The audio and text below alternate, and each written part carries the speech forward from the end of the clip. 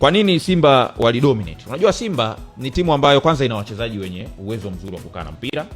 Nitamzungumzia mfano Anicet Aura ambaye jana alikuwa ndo man of the match, ndio? Alifunga bao moja na assist moja.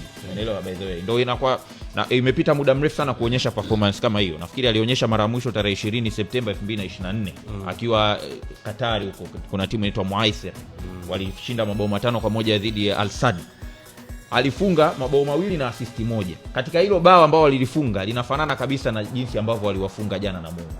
Kunatokea space baada ya mpira wa 50-50 kati yake na midfielder wa Namungo. Of course kumuona vizuri by the way.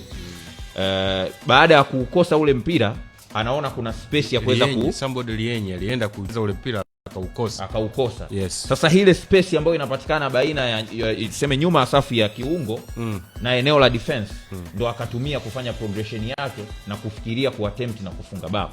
The same alivyofanya tarehe 20 Septemba 2024 katika huo mchezo ambapo pia napo aliibuka man of the match.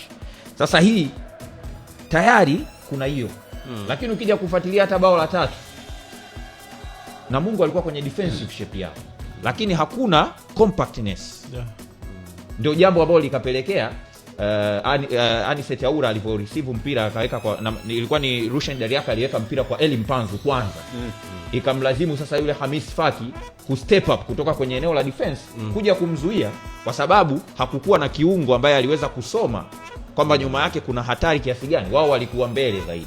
Kwa hiyo ile kukosekana kwa muunganiko baina ya eneo la ulinzi na eneo la kiungo ndio tunaita a broken team. Na ndio hizo ambazo huwa zina struggle.